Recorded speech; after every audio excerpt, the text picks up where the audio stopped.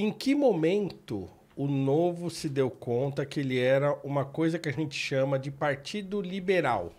Nós somos um partido com ideias liberais. Porque assim, acabou arregimentando um monte de gente em torno do partido com essas ideias. Então tem um monte, liberais, libertários e tal. Então a gente escutava muito assim dentro dos centros e das conversas de um pessoal mais liberal e tal, que lê os autores liberais, escola austríaca e não sei o quê. Então esses caras falam, Novo, aquele frisson, camiseta, tal, dancinha, né? Não, Novo é um partido liberal e tal, e não sei o que lá. Pelo que você está me contando aqui, ele não é um partido... ele não foi, pelo menos, formado nesse primeiro momento que você está dizendo, com esse compromisso com essa filosofia. Então, assim, a gente tem uma visão de livre mercado, que era a visão do André Rebouças, do nosso grande engenheiro também ali, o nosso, que é, para mim, o maior brasileiro de todos os tempos. O André Rebouças, quando ele monta o seu projeto do pós-abolição, ele montou baseado em princípios liberais. Então, ele falava, o que o país precisa para sair da escravidão e crescer? Ele precisa de liberdade individual e espírito de associação. Perfeito. Era isso. Era isso, ele repete várias vezes na sua obra sobre reforma agrária. Então ele fala, olha, as grandes fazendas, né, elas têm que serem divididas em pequenas propriedades e fazer uma produção em cadeia. Em cadeia. Todo mundo ganha, todo mundo... E aí vai, né? E aí você consegue arrendar uma grande fazenda para os ex-escravos dessa fazenda. E todo mundo produz um pouquinho, todo mundo ganha. E você cria milhares de empreendedores, né? E você cria milhares de empreendedores e você faz o país avançar. Essa era a ideia do Rebouças, né? Mas assim, não era um negócio... Ele não tinha no entorno dele um monte de gente falando assim, somos liberais, camiseta, dancinha e tal. Era uma ideia de um país eficiente, pautado na liberdade individual e no espírito de associação. Quando o Novo chega pra gente, pro grande público, ele chega como esse partido... entre aspas, ideológico. Ideológico, né? Ideológico. E eu acho que isso é o que começou a tornar o partido de difícil administração. Você concorda com essa minha visão? Olha, eu acho que tem duas coisas, né? Primeiro, eu sempre que falei, sempre tive essa preocupação de dizer o seguinte, o Novo não nasceu para defender o liberalismo.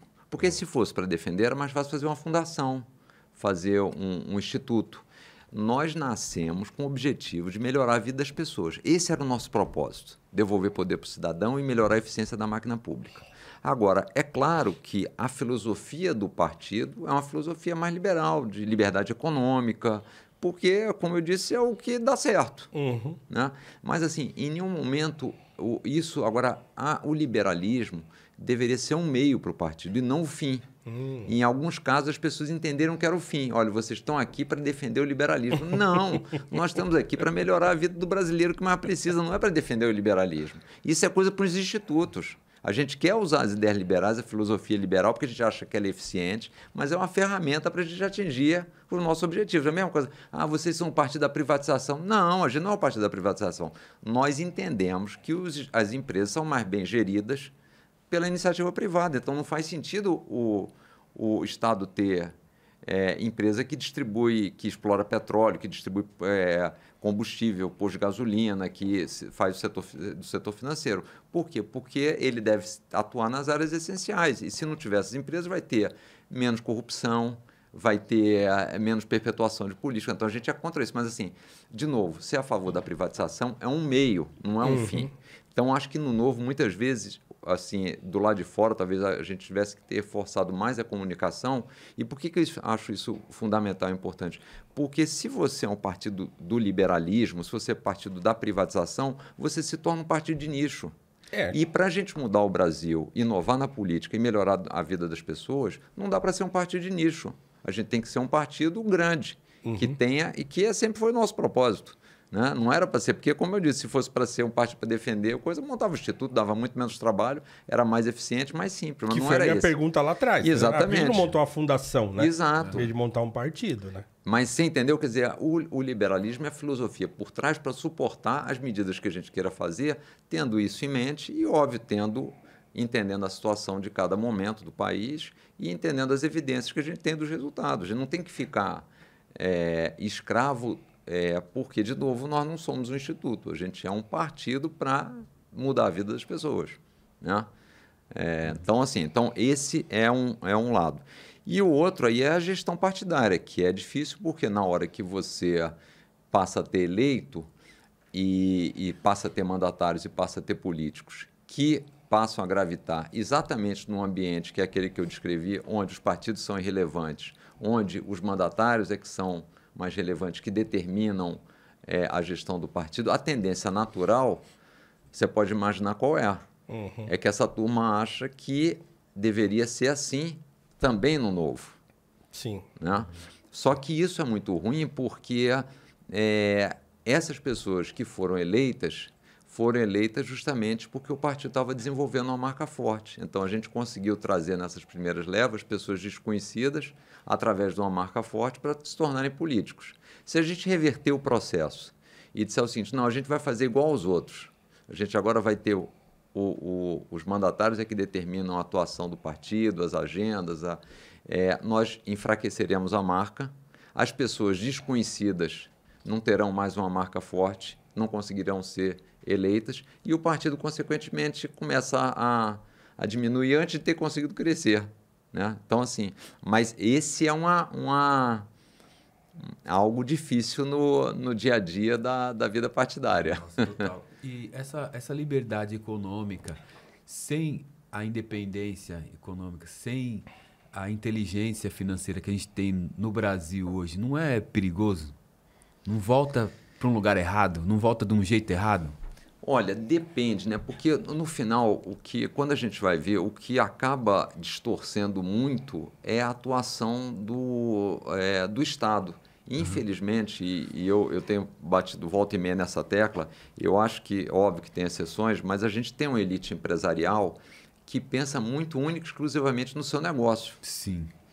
Então, o sujeito ele não está preocupado em quem vai ser eleito, ele está preocupado em ficar bem com quem vai ser eleito e ver se vai manter aquela alíquota de importação para não prejudicar o produto dele, se vai dar um dinheiro barato. Então, no final, no Brasil, o que acontece? A gente tem o grande empreendedor tem uma série de benesses, porque ele consegue estar junto dos detentores do poder e tem seus favores. E o pequeno e médio sofrem muito. Então, a gente tem que desarmar as duas coisas juntas, porque senão fica o pior dos mundos.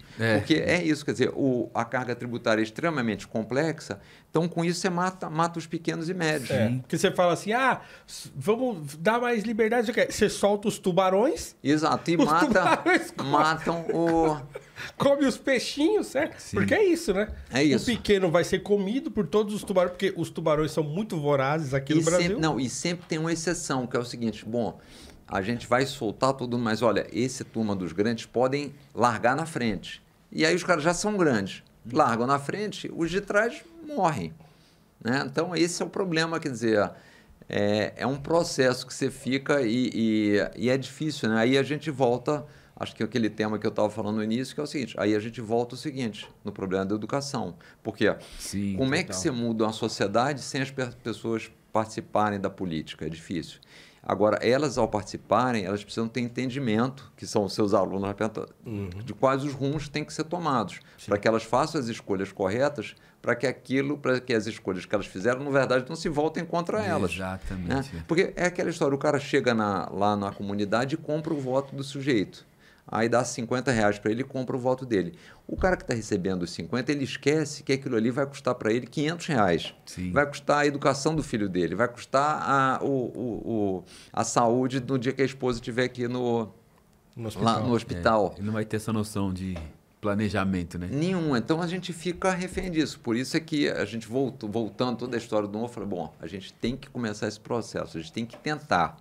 Mas não é fácil porque a nossa sociedade não se envolve na política. Quer dizer, eu falo assim, aqueles que são formadores de opinião, que poderiam fazer a diferença, que são lideranças, que isso acontece em qualquer país, você precisa ter lideranças, a turma prefere se envolve pouco. E quando se envolve, de novo, óbvio que tem exceções, não dá para generalizar, mas...